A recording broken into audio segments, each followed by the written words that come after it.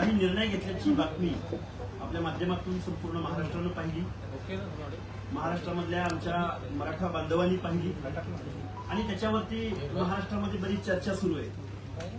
खऱ्या अर्थानं त्यामध्ये एक लाईन तुमच्या समोर सांगतो की ज्या योजना ओबीसीसाठी त्याच योजना मराठा बांधवांसाठी किंवा त्यांच्या विद्यार्थ्यांसाठी, मुळात ओबीसीसाठी ज्या योजना दिल्या गेलेल्या आहेत त्या घटनात्मक आहेत, त्या सामाजिक मागासलेपणाच्या तथ्यावर, निकषावर, अभ्यासावर आधारित आहेत। जो मागास आहे, जो सिव्हिलायझेशन पासून दूर आहे, ज्याच्यावरती शेकडो वर्ष अन्याय झालाय, त्या लोकांना डोळ्यासमोर ठेवून ओबीसीच्या योजना बनलेल्या। मग त्याच योजना मराठा समाजासाठी जाहीर करतंय शासन, लोकनियुक्त सरकार, त्याच्या मागचं लॉजिक आम्हाला कळालेलं नाही। म्हणजे ओबीसीचे सर्व निकष मराठा समाजानं पूर्ण केले का, किंवा ओबीसीच्या बाबतीमध्ये जो काही सामाजिक दुजाभाव किंवा सो अँड सो अनेक कारण आहेत शेकडो वर्षाच्या स्पॅन मध्ये, मग ते सगळे मराठा समाज फुलफिल करतात का आणि ते तुम्ही मान्य केलंय का? म्हणजे काल ज्या ओबीसीच्या विद्यार्थ्यांना ज्या योजना त्याच मराठा समाजाला योजना असं म्हणणं म्हणजे शासनाची वैचारिक दिवाळखोरी आहे। काही मुद्दे मी तुमच्या समोर मांडतोय। मराठा समाजाला योजना देताना सरकार सामाजिक मागासलेपणाचा निकष बाजूला ठेवत आहे का, हा माझा पहिला प्रश्न आहे।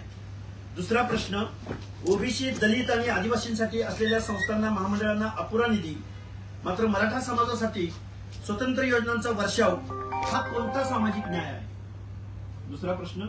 तिसरा प्रश्न, जर शैक्षणिक मदतीचा निकष गरिबीचा असेल तर मग केरळ प्रमाणे या महाराष्ट्रामध्ये शिक्षणासंदर्भात वेगळं धोरण शासन आणू शकतं ना, पण तशा पद्धतीचं काम शासन करत नाही।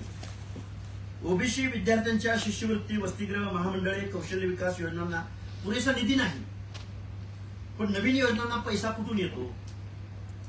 म्हणजे जे ओबीसीला दिलंय ते आम्ही मराठा समाजाच्या विद्यार्थ्यांना देत आहोत। अरे पण काय दिलंय, काय दिलंय त्याची एक श्वेतपत्रिका एकदा शासनाने जाहीर करावी।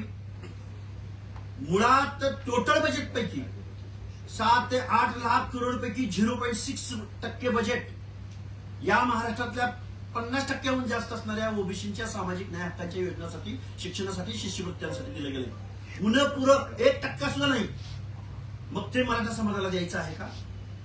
म्हणजे असे अनेक प्रश्न आहेत। अजून एक 2-3 प्रश्न मी तुमच्या समोर उपस्थित करेन की महाराष्ट्र शासनानं घटनेनं मागास घटकांना प्राधान्य दिलं, मग राजकीय प्रभावशाली गटांना नव्हे, म्हणजे मागासवर्गीय घटकांना त्यांच्या उत्थानासाठी, त्यांना नागरिक म्हणून पुढे येण्यासाठी मानवतेच्या दृष्टिकोनातून काही योजना, पॉझिटिव्ह डिस्क्रिमिनेशन ज्या संविधानानं स्वीकारलं, राजकीय दृष्ट्या प्रभावशाली घटकांना नाही, जो प्रभाव दाखवतो, जो मोर्चा काढतो, जो मानगुटीवर बसतो, जो निवडणुकीत प्रभाव दाखवतो, म्हणून त्यांच्या राजकीय ताकदीला घाबरून आजपर्यंत संविधानानं अशा योजना अडॉप्ट केलेल्या नाहीत। मुळात हा प्रश्न सामाजिक न्यायाच्या रचनेत मागास घटकांना वर आणण्याचा उद्देश आहे। सरकार मूलभूत तत्वांनाच हरताळ फासत आहे। मराठा समाजाला सुविधा द्यायच्याच असतील तर ओबीसी, दलित आणि आदिवासी समाजाच्या योजनांचा निधी कमी न करता स्वतंत्र आर्थिक तरतूद करावी।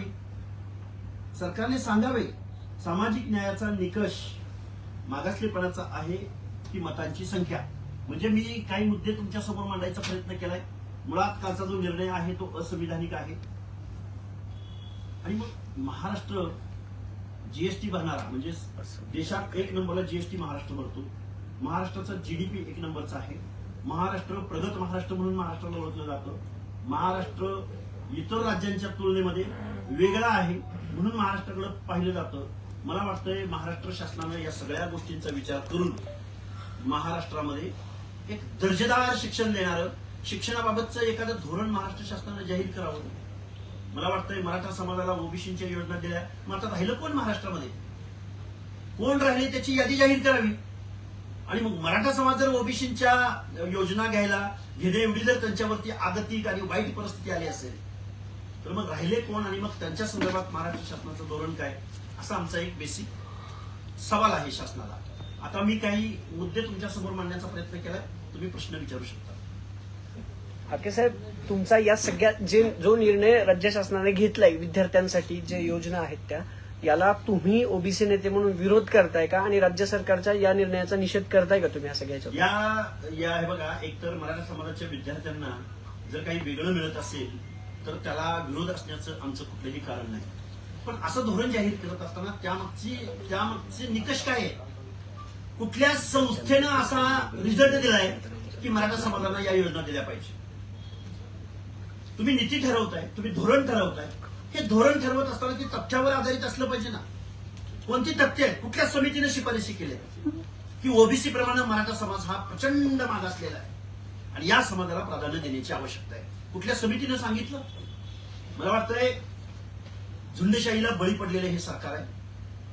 जरांगेंच्या आंदोलनासमोर लाचार झालेलं हे सरकार आहे. लाचारी स्वीकारत असताना इतर लोकांवरती मात्र प्रचंड अन्याय करून राहिलेले हे सरकार आहे. ओबीसीच्या कुठल्याही मागणीला केराची टोपली दाखवणार आहे हे सरकार. 19 मेला आम्ही सुद्धा ओबीसी संदर्भातली जी सब कमिटी आहे मंत्रिमंडळाची, 6 कॅबिनेट मंत्र्यांच्या उपस्थितीमध्ये आम्ही तिथं निवेदन, 11 मागण्यांचं निवेदन त्यांना दिलं. तिथला जो सचिव होता बहुजन कल्याण खात्याचा या संदर्भातला, तो सचिवच बैठकीतनं पळून गेला, निघूनच गेला तिथून. म्हणजे सचिव सुद्धा ओबीसीच्या मागण्यांची दखल घेत नाही किंवा त्या संदर्भात त्याला काही गांभीर्य वाटत नाही त्या मागण्यांमध्ये. पण दुसऱ्या बाजूला मात्र कुणीतरी उपोषणाला बसतं, कुणीतरी मागणी करतं आणि शासन मात्र त्याला रेड कार्पेट घालतं. हा दुजाभाव आहे. या शासनाचा ओबीसी संदर्भात हा दुजाभाव आहे, सापत्न वागणूक आहे आणि ओबीसीच्या मनामध्ये प्रचंड चीड आहे या शासनाच्या माध्यमातून, या निर्णयाच्या साठी जो निर्णय घेतला सरकारने, प्रचंड चीड आहे ओबीसीच्या मनामध्ये. जरांगेने जे आंदोलन केलं त्यानंतर हा सगळा निर्णय आलेला आहे. तुम्ही सुद्धा म्हणाले होते की मग आम्ही ढेकळात आंदोलन करू. आता काही केल्या ओबीसीचं सरकार ऐकत नाही, मग दुसरं आंदोलन आक्रमक होणं गरजेचं वाटत नाही? आक्रमक होणं गरजेचं आहे. महाराष्ट्रातील ओबीसीच्या मनामध्ये प्रचंड चीड आहे, आपल्याला डावललं गेल्याची भावना आहे आणि त्याचा रोष ओबीसी कशा रूपाने दाखवून देईल ते तुम्हाला येऊ असलेल्या काळात बघायला भेटेल. आम्ही तर बोलत आहोतच, आम्ही सभा घेत आहोत, आम्ही मोर्चे करत आहोत, आंदोलनं करत आहोत, पण शासन मात्र आम्हाला बेदखल करतोय. हा आमचा 100% समज झालाय. तुम्ही मागे बोलताना सांगितलं की ओबीसीच्या राजकीय आरक्षणावरती अतिक्रमण झालंय, कशा पद्धतीने तुम्ही काही पुरावे पण दिले. आता शैक्षणिक आरक्षणासंदर्भामधला हा निर्णय झालेला आहे. बघा, शैक्षणिक, राजकीय, सामाजिक, आर्थिक वेगवेगळ्या महामंडळांचा निधी असो. एका बाजूला स्वर्गीय अण्णासाहेब पाटील महामंडळाला हजारो कोटी रुपयांचा निधी दिला जातो. एका बाजूला स्वर्गीय अण्णासाहेब पाटील महामंडळाच्या माध्यमातून जेसीबी, पोकलॅन गाड्यांपासून लाखो रुपयांच्या योजना निर्गमित केल्या जातात. पण दुसऱ्या बाजूला मात्र ओबीसीच्या महामंडळांना साधा अध्यक्ष भेटत नाही, साधं कार्यालय भेटत नाही, साधा शिपाई भेटत नाही. याच सरकारनं निवडणुकीला सामोरं जात असताना 18 ओबीसीच्या वेगवेगळ्या जातींच्या महामंडळांची घोषणा केली. प्रचंड चुनावी जुमला होता तो. ओबीसीचं मतदान खेचून घेण्यासाठी त्यांनी 18 महामंडळांच्या घोषणा केल्या, पण त्याला ना अध्यक्ष भेटला, ना त्याला ऑफिस भेटलं, ना त्याला एखादा अधिकारी भेटला, ना त्याला एखादा शिपाई भेटला, ना त्याला बजेट भेटलं. म्हणजे ओबीसीच्या बाबतीमध्ये जर हा न्याय असेल शासनाकडे आणि मराठा समाजाच्या बाबतीमध्ये आम्ही मराठा समाजाला काय द्यावं, काय देऊ नये याच्यापेक्षा ओबीसीला काय दिलंय तुम्ही. मुळात मराठा समाजाची सुद्धा फसवणूक आहे ही खूप मोठ्या प्रमाणात. 0.6% बजेट सामाजिक न्याय हक्काच्या योजनेसाठी ओबीसींना मिळत असेल, 60% ओबीसींना, मग तेच तुम्हाला देणार आहेत का? ते काय लॉजिक आहे असं धोरण, असं निर्णय घेण्यामागं हे आम्हाला कळलेलं नाही. हाके सर, आपण पाहिलं की आता नेहमी मराठा आरक्षणाच्या बाबतीत म्हणलं तर हजारो कार्यकर्ते असतील किंवा जरांगे पाटील असतील, त्याच्यासोबत अनुयायी त्यांचे देखील भरपूर असतात. पण ओबीसीचा आवाज ज्यावेळेस बोलायचा असतो त्यावेळेस मात्र तुम्ही एकटेच समोर येता. बाकीचे नेते मंडळी काय? नेते मंडळींना त्यांच्या भूमिका त्यांना तुम्ही विचारल्या पाहिजेत. खरं तर मी सुद्धा त्यांना विचारतो की तुम्ही का बोलत नाही. ओबीसीच्या नेतृत्वाला आम्ही हा प्रश्न विचारतोय. अरे, जरांगेच्या मागणीला किंवा जरांगेच्या आंदोलनाचं श्रेय घेण्यासाठी आमदारांची धावपळ असते, मंत्र्यांची धावपळ असते, मुख्यमंत्र्यांची धावपळ असते, प्रशासनाची लगबग वाढते, पण ओबीसीवर कोण बोलायला तयार होत नाही. ओबीसीच्या संदर्भातला एक प्रश्न या महाराष्ट्रामध्ये विचारायला कोणी नेता पुढे येत नाही. हे दुर्दैव आहे महाराष्ट्रात. तर ओबीसीला से नाही. ओबीसीला काही म्हणणंच नाही. अरे 400 450 जाती वेगवेगळ्या जात समूहामध्ये विभागल्या गेलेल्या. आता ओबीसीला मी एक तुम्हाला योजनेचं विशेष करून ओबीसी मधल्या भटक्यांसाठी आश्रमशाळा आहे. का आश्रमशाळा आल्या? कारण त्यांचं शिक्षणामधलं गळतीचं प्रमाण प्रचंड आहे. आजही महाराष्ट्रामध्ये सगळ्यात मोठा ड्रॉपआउट कोणाचा असेल तर विजयंतीचं आहे. म्हणून त्यांना आश्रमशाळांसारखं धोरण आणलं गेलंय महाराष्ट्रामध्ये. आता मग मराठा समाज हा निकष पूर्ण करतो? कसं काय दिलं गेलंय? ओबीसीच्या योजना मराठा समाजाला देण्यामागचं लॉजिक काय? कुठलं संविधानिक तत्व किंवा कुठल्या कमिटीनं कुठला अभ्यास केला आणि मराठा समाज यांच्यापेक्षा मागास आहे असं सांगितलंय? सांगू शकतील? कालचं जे धोरण घेणारी माणसं, धोरण जाहीर करणारी, निर्णय घेणारी माणसं याचं उत्तर देतील आम्हाला?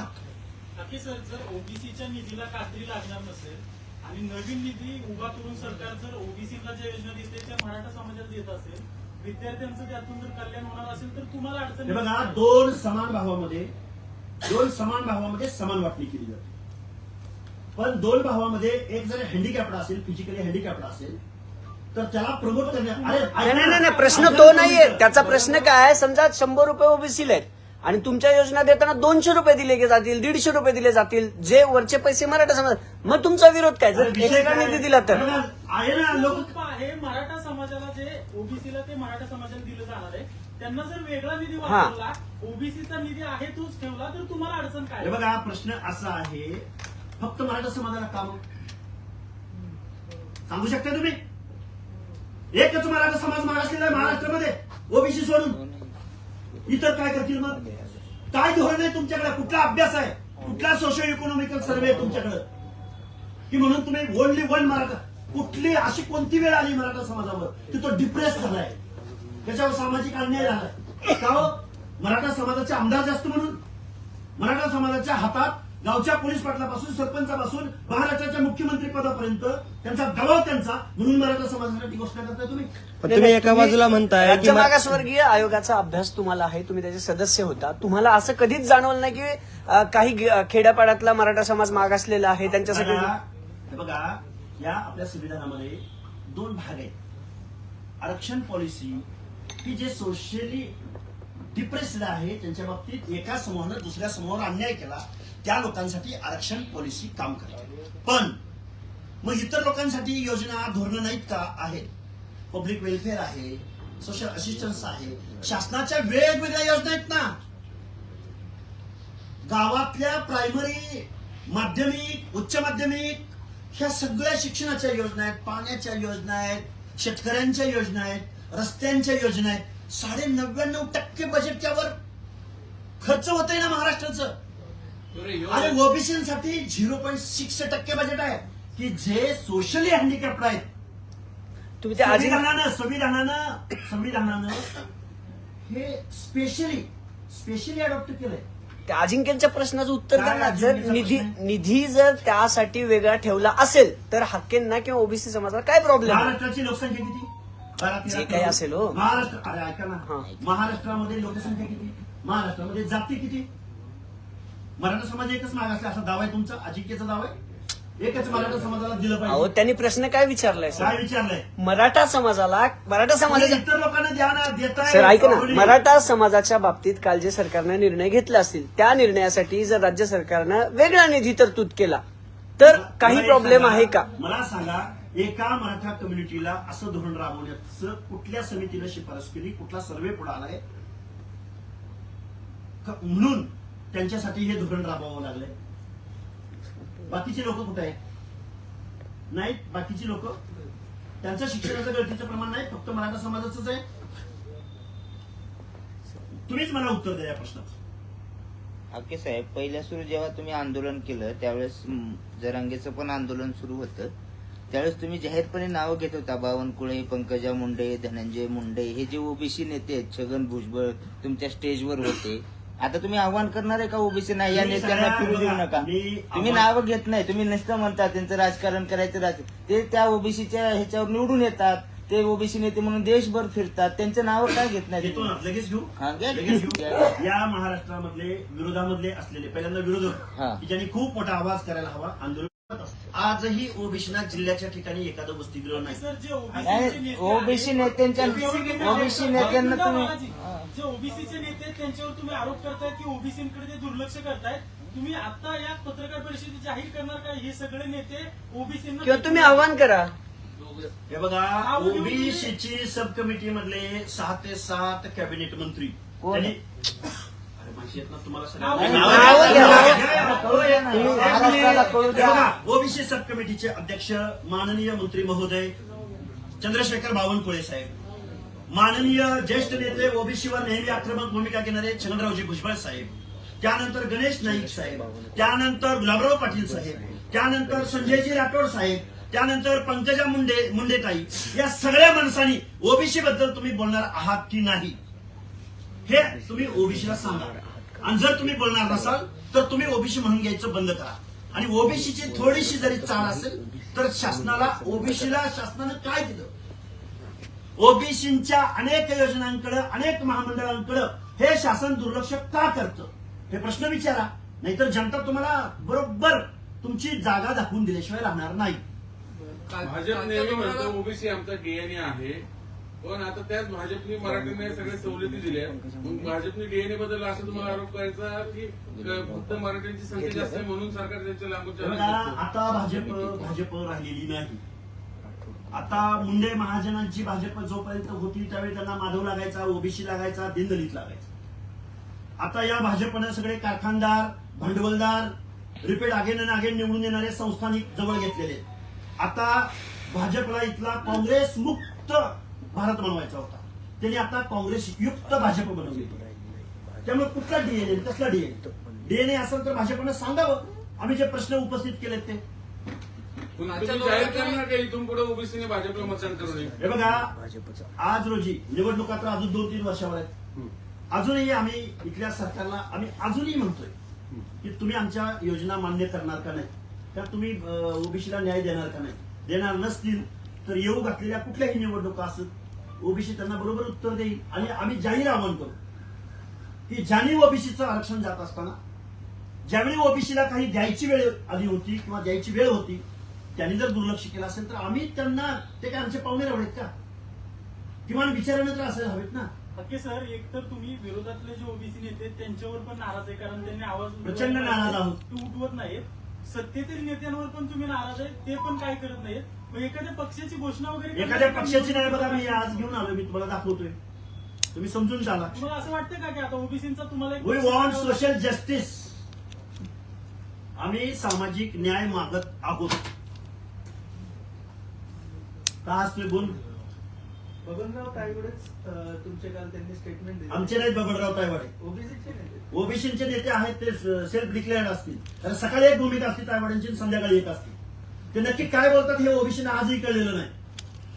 सकाळी एखाद्या धोरणाचं, एखाद्या घोषणेचं स्वागत करतात आणि संध्याकाळी त्याला विरोध करतात. त्यामुळे हा प्रश्न तुम्ही त्या तायवाड्यांना विचारा. एका बाजूला म्हणतात ते आमचं काहीच नुकसान होणार नाही आणि संध्याकाळी लगेच म्हणतात आम्ही रस्त्यावर उतरू. तुम्ही मराठा समाजाला दिलेल्या योजनांचा लाभ हा कुठल्या आधारावर घेतला असा प्रश्न तुम्ही Yes. म्हटलाय. त्याच्यासाठी की अभ्यास शासनाने केलेला नाही. मग आता काल जे काही शासनाने निर्णय घेतले त्याला तुम्ही न्यायालयीन चॅलेंज करणार आहात का? प्रश्नच नाही. महाराष्ट्रामध्ये कुठलंही धोरण जाहीर करत असताना त्याच्या मागं काहीतरी लॉजिक पाहिजे, काहीतरी तर्क पाहिजे, काहीतरी शिफारस पाहिजे. 2026 सालामध्ये ज्या महाराष्ट्राची डॉमिनेटिंग कास्ट मराठा आहे, ज्या महाराष्ट्राचं राजकारण, समाजकारण, अर्थकारण ज्या मराठा समाजाच्या हातात आहे, ज्यांच्या धोरणावरती हा महाराष्ट्र चालतो, त्यांच्यावरती अशी कोणती वेळ आली की त्यांच्या बाबतीत असं स्पेशल धोरण जाहीर करावं लागलं.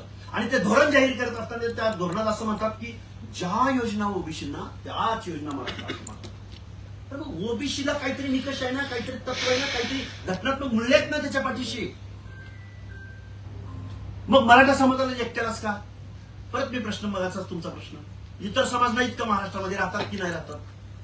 त्यामुळं हे अनकॉन्स्टिट्युशनल निर्णय हे सरकार घेत आहे की ज्याला कुठलाही संविधानिक पाया नाही, कुठलंही लॉजिक नाही, तथ्य नाही. पण त्याला न्यायालयात जाणार का तुम्ही त्याच्या विरोधात? प्रश्नच नाही, जाऊ ना न्यायालयामध्ये.